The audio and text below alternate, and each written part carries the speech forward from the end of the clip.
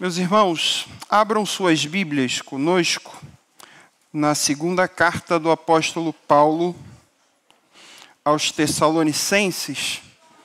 Nós vamos dar continuidade à nossa série de mensagens na segunda carta de Paulo.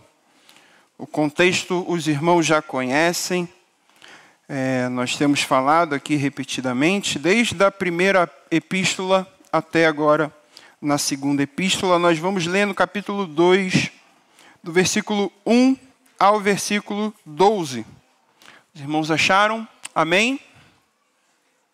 2 Tessalonicenses 2, versículo 1. Assentados mesmo, queridos. Irmãos, quanto à vinda do nosso Senhor Jesus Cristo e a nossa reunião com Ele, rogamos a vocês que não se deixem abalar, nem alarmar tão facilmente, quer por profecia, quer por palavra, quer por carta, supostamente vinda de nós, como se o dia do Senhor já tivesse chegado. Não deixem que ninguém os engane de modo algum. Antes daquele dia virá a apostasia, e então será revelado o homem do pecado, filho da perdição.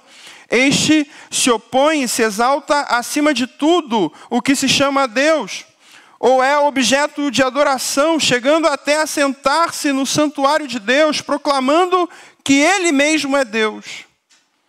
Não se lembram de que, quando eu ainda estava com vocês, costumava falar essas coisas?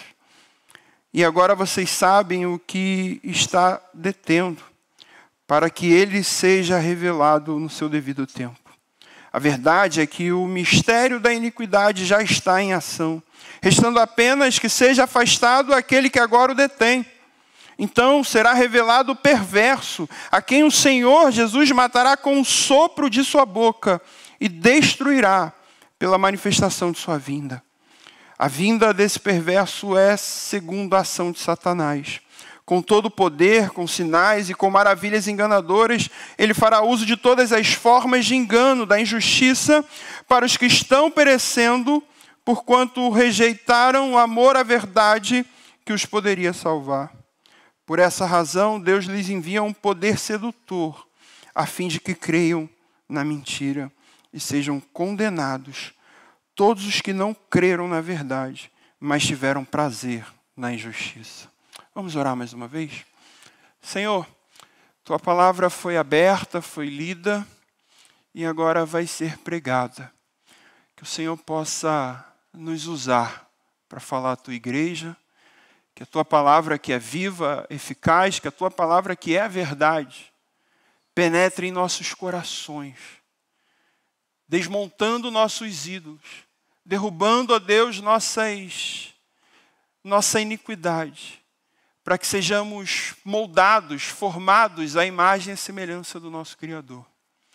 Essa é a nossa oração, pedindo que em tudo nessa manhã o Senhor receba a glória e que nós possamos receber uma porção da Tua graça.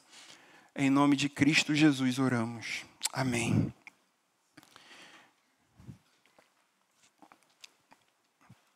Queridos, ontem à noite eu estava lá em casa e eu gentilmente impus a minha esposa a assistir um filme comigo. E talvez você se lembre desse filme, o filme que chama A Guerra dos Mundos. Um filme estrelado por Tom Cruise, Dakota Fanning, um filme do ano de 2005. E eu falei para minha esposa, vamos assistir esse filme porque eu vou usar esse filme como ilustração da minha mensagem. E aí, ao final do filme, a minha esposa me perguntou, o que isso tem a ver com a sua mensagem? Aí eu falei, agora você vai ter que assistir. Aí ela, graças a Deus, está aqui nessa manhã, por causa daquele filme. O filme, para ser bem sincero, ele é bem mediano, digamos assim. O filme conta a história de uma invasão alienígena, que no final, diante de todos os esforços da humanidade de conter essa invasão, esses alienígenas morreram por conta dos vírus e bactérias que a humanidade contém. Eles não estavam preparados para esse tipo de doença. Mas Tem uma história por trás do filme, e isso talvez você não saiba. Esse filme, na verdade, é uma adaptação de um livro de um autor, Orson Welles. Agora, o que talvez você realmente não saiba é um fato curioso sobre esse livro que aconteceu em 1938, lá nos Estados Unidos.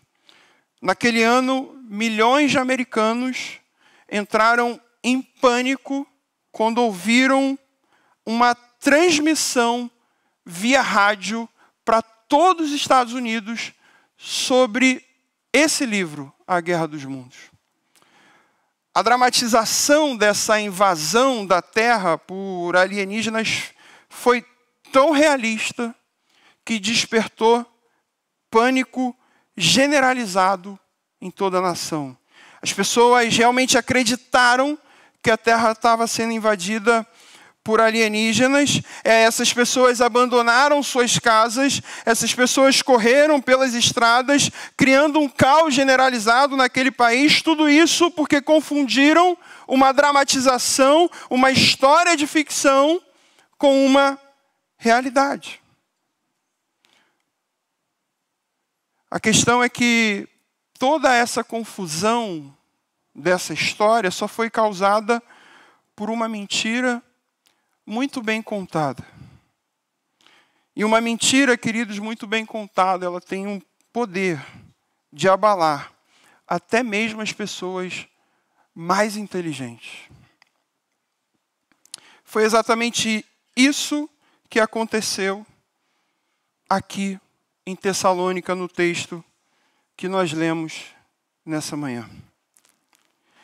Pessoas inteligentes, cristãos, estavam completamente apavorados, confusos, acreditando em uma mentira muito bem contada de que o dia do Senhor já havia chegado. Cartas falsificadas, falsas profecias, interpretações erradas estavam abalando até mesmo as pessoas mais inteligentes daquela época. E Paulo escreve para corrigir essa confusão, trazendo segurança no Evangelho e clareza sobre os sinais do fim dos tempos. E hoje nós vivemos naquilo que nós chamamos de era da pós-verdade. Uma era de mentiras, um tempo de revisionismo histórico, um tempo de fake news, de desinformação, de manipulação, seja na política, na ciência, na medicina, até mesmo dentro das nossas igrejas sofremos com essas mentiras, essa desinformação, essa manipulação. E talvez muitos de nós hoje, a exemplo do que aqueles irmãos em Tessalônica estavam enfrentando, nos sintamos confusos com algumas dessas mensagens, dessas previsões sobre a volta de Cristo, sobre o fim do mundo. Enganados muitas vezes por pregadores sensacionalistas, enganados por interpretações equivocadas acerca dessa segunda vinda de Cristo. A questão é que se nós não estivermos centrados, firmados na verdade do Evangelho, seremos como barcos sacudidos pelas ondas. E diante dessa realidade se levanta um questionamento, uma pergunta surge para nós nessa manhã: como permanecer firmes quando tudo ao nosso redor parece nos conduzir para o erro, para o engano e para as mentiras do nosso tempo. E é justamente essa pergunta que Paulo está respondendo aqui. É justamente esse questionamento em que Paulo responde no trecho em que nós lemos. Paulo inicia esse trecho com um apelo pastoral aos crentes de Tessalônica. Paulo diz o seguinte: irmãos, quanto à vinda do nosso Senhor Jesus Cristo e a nossa reunião com Ele, rogamos a vocês que não se deixem abalar, nem alarmar tão facilmente, quer por profecia, quer por palavra, quer por carta supostamente vinda de nós, como se o dia do Senhor já tivesse chegado. Paulo está dizendo que eles não deveriam se deixar perturbar, nem se abalar facilmente por rumores, mentiras, confusão, desinformação a respeito do dia do Senhor. Algumas pessoas, certamente, naquele tempo estavam confusas. Talvez por causa de uma profecia, talvez por causa de uma mensagem verbal, ou até mesmo uma carta forjada em nome do apóstolo Paulo. A questão é que aquela comunidade estava sendo sacudida, abalada por uma mentira. O problema, queridos, não era apenas intelectual, era um problema espiritual. E isso revela uma verdade para nós. Quando a igreja se deixa levar por boatos, por falsos profetas, por mentiras, a fé dessa igreja enfraquece. Por isso Paulo é enfático. Antes do dia do Senhor, virá a apostasia, uma rebelião contra Deus. Por volta do ano de 170 a.C., houve um rei chamado Epifânio. Esse rei deflagrou uma grande perseguição contra os judeus, promovendo uma helenização, uma cultura grega àquelas pessoas. E diante dessa realidade, muitos em Israel, dos judeus, abandonaram a sua fé diante da perseguição e da sedução do helenismo grego. Assim como nessa época, como também na volta de Cristo, queridos, a gente tem relatos bíblicos de que haverá um esvaziamento, um afastamento de muitos que abandonarão a fé diante da vinda de Jesus, ou melhor, diante da perseguição que precederá a vinda de Jesus. Muitos, diante da perseguição, vão abandonar a sua fé. Mas o que Paulo mostra para a gente é que a fé verdadeira, ela resiste a esses ventos contrários. Jesus mesmo advertiu que diante das pressões do fim, o amor de muitos se esfriaria, mas aquele que perseverar até o fim será salvo. Está lá em Mateus 24. Então, a igreja é chamada a não se deixar enganar, mas permanecer firme na verdade do Evangelho. E Paulo mostra como essa realidade espiritual acontece. Ele explica que essa apostasia será acompanhada da revelação de uma figura sombria, que ele chama de o homem da iniquidade. No final do versículo 3, antes daquele dia, virá a apostasia, e então será revelado o homem do pecado, o filho da perdição. Ele se levanta contra tudo, versículo 4, ele se opõe e se exalta acima de tudo que se chama Deus, ou é objeto de adoração, chegando até a sentar-se no santuário de Deus, proclamando que ele mesmo é Deus. Essa descrição revela não apenas uma arrogância desse homem da iniquidade, mas uma pretensão máxima de usurpar o lugar de Deus. Ele se autodenomina Deus e em determinado momento Paulo vai dizer que ele até mesmo se assenta no trono de Deus. Essa é uma figura escatológica real, inspirada pelo próprio Satanás, mas não idêntica a Satanás. É a personificação da rebelião humana contra Deus. Uma espécie de culminação histórica do pecado. Então a Escritura mostra que o mistério da iniquidade ele já opera.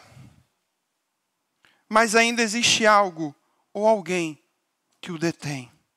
E até que chegue um momento determinado por Deus, então esse homem será revelado.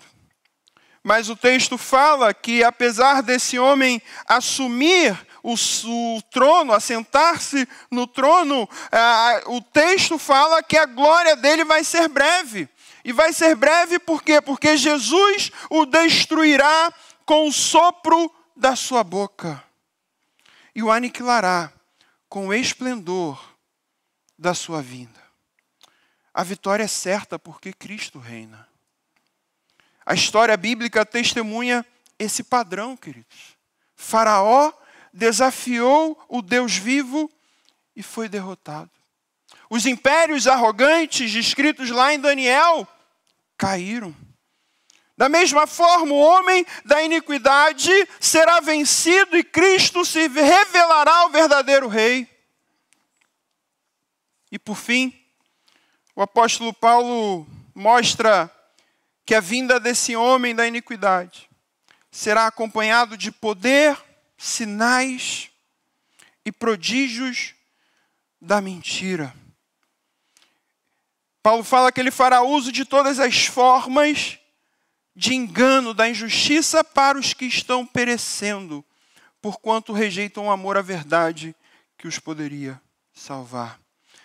Satanás se manifestará, queridos, de obras aparentemente sobrenaturais, capazes de impressionar, capazes de enganar. Mas esses sinais não vêm da verdade, e sim de uma mentira, do erro, do engano e da desinformação. Mas olha que coisa interessante, queridos, que Paulo fala, e isso para mim é o mais relevante nessa manhã. Paulo deixa claro que esses sinais, esses prodígios da mentira enganarão aqueles que não amaram a verdade. E olha que interessante, queridos, porque o que Paulo está dizendo, mostrando para a gente, é que o critério não é a capacidade de decifrar mistérios escatológicos. O critério não é o tamanho do conhecimento ou a capacidade teológica de alguém. O critério é o amor pela verdade do Evangelho de Cristo Jesus. Quem rejeita essa verdade se torna presa fácil da mentira e do engano desse tempo. E Deus manifesta então o seu juízo, permitindo que os rebeldes sigam a sua escolha e creiam na mentira desse tempo. Queridos, Deus limpa, preserva a santidade da sua igreja, permitindo que os rebeldes sigam entregues aos seus próprios desejos de engano. Mas a boa notícia do Evangelho nos mostra, queridos, que aqueles que estão em Cristo permanecem firmes. Desde o princípio foram amados e escolhidos para a salvação. E esse contraste é decisivo. Uns se perdem porque se deleitam na injustiça. Outros são guardados porque amam a verdade. O Evangelho é a resposta diante da mentira desse mundo. Nele encontramos segurança que sustenta a igreja até a gloriosa vinda de Cristo. E como cristãos, queridos, precisamos amar a verdade. Precisamos amar a verdade mais do que qualquer coisa. Não apenas a verdade revelada em Cristo, Cristo é a própria verdade, mas precisamos amar a verdade também no nosso tempo. Como cristãos, queridos, não podemos ser de forma alguma instrumentos da desinformação nesse tempo. Como cristãos, queridos, não podemos ser, de forma alguma, instrumentos de fake news nesse tempo, de mentiras, de enganos, de ideologias que desonram a Deus. Como cristãos, precisamos amar, sim, a verdade revelada em Cristo Jesus por meio do seu Evangelho. E diante dessa realidade, queridos, eu gostaria de fazer algumas aplicações para nós nessa manhã. A primeira aplicação é uma aplicação individual. Para você que está em Cristo, para você que ama a verdade. E eu quero dizer para mim e para você nessa manhã, Permaneça firmado na verdade do Evangelho. O texto mostra que muitos são enganados porque não amaram a verdade para serem salvos. Isso significa, queridos, que a fé cristã, ela não é apenas uma informação, mas é um amor pela verdade, a verdade que é Cristo. Precisamos amar a Cristo antes de qualquer outra coisa. Estávamos na nossa classe hoje falando sobre ídolos do coração, deuses falsos. Queridos, é impressionante como existem uma infinidade de ídolos que podem dominar o nosso coração, mas a resposta para todos esses ídolos continua sendo a mesma: ame a Cristo mais do que qualquer outra coisa. E é uma oportunidade que temos de sondar nossos corações nessa manhã. Será que amamos mais a verdade revelada em Cristo do que qualquer outra coisa?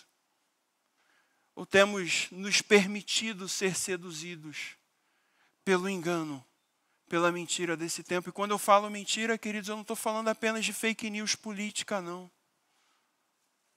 Mentira desse tempo de que ter sucesso é ter um carro do ano. De que ter sucesso é ter uma casa boa, um bom emprego. Queridos, ter sucesso é amar a Deus, é conhecer ao Senhor. Jeremias vai dizer: não se glorie o forte na sua força, nem o sábio na sua sabedoria, nem o rico na sua riqueza, mas aquele que quer se gloriar, se glorie nisso, em conhecer ao Senhor. Essa é a maior glória da nossa vida. E o que temos amado mais do que conhecer ao Senhor é uma mentira, um engano que enfraquece a nossa fé. Precisamos amar essa verdade, queridos. Precisamos amar essa verdade. Jesus Cristo é a verdade que liberta o homem das mentiras e enganos desse tempo. A segunda aplicação, queridos, é uma aplicação coletiva para a igreja. É uma aplicação comunitária. Se amamos a Cristo, se amamos a verdade do Evangelho, eu quero dizer para nós nessa manhã, queridos, como igreja, precisamos cultivar discernimento bíblico. A igreja não pode ser levada por rumores, por profecias irresponsáveis, por mensagens sensacionalistas, por modismos, por doutrinas do nosso tempo. Precisamos fugir da tentação da novidade, de querer inserir aqui na igreja tudo que é novo, tudo que ganha fama, tudo que ganha projeção, sem fazermos qualquer tipo de reflexão, de análise. Sejam músicas, movimentos, orações, pregações, doutrinas, teologias, o que for. Eu me lembro que quando eu cheguei aqui nessa igreja, há um tempo atrás, alguns anos, havia um versículo que ficava bem embaixo do nome da nossa igreja. E esse versículo, embora não esteja mais lá, não muda o fato, queridos, de que como igreja fomos chamados a sermos coluna e baluarte da verdade.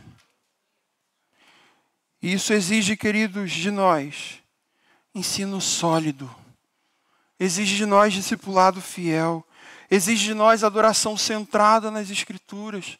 Exige de nós um amor pela verdade, ainda que confronte os nossos corações, ainda que nos doa abrir mão de coisas, de práticas que nós fazemos, mas que não tem respaldo, mas que não tem fundamentação bíblica. Estamos preparados para isso, queridos? A mudar coisas dentro dessa igreja, mudar programações, mudar eventos, canções, orações, pregações. Estamos preparados para isso por amor à verdade do Evangelho que está em Cristo Jesus. Assim, queridos, como muitos foram enganados por aquela transmissão de rádio lá de 1938.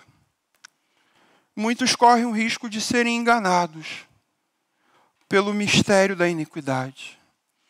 Queridos, Paulo não está falando aqui de pessoas que estavam fora da igreja, queridos. Isso aqui é muito sério. As pessoas que estavam sendo enganadas estavam dentro da comunidade. Isso aqui é muito grave, queridos. A gente tem que parar de olhar com esse olhar de que nós e os que estão lá fora, todos carecem da mesma graça. Todos precisam do mesmo amor pela verdade. O Evangelho, queridos, é a âncora que nos mantém firmes nesse tempo de engano. E Deus sustenta a sua igreja com a verdade do Evangelho, mesmo diante da apostasia e do engano do homem na iniquidade. Que o Senhor possa falar aos nossos corações. Vamos orar, queridos. Senhor, nós te agradecemos nessa manhã, Deus. Obrigado pela tua palavra pregada. Obrigado, Deus, por esse tempo. Obrigado, Deus, pela tua verdade revelada em Cristo Jesus. Coloque em nossos corações, ó Deus, um amor por essa verdade. Ainda que doa, ainda que fira, que quebre, arranque os ídolos do nosso coração, mas nós precisamos amar ao Senhor mais do que todas as coisas. Nos ajude, ó Deus, nas nossas limitações. Essa é a nossa oração, em nome de Cristo Jesus oramos. Amém, Deus.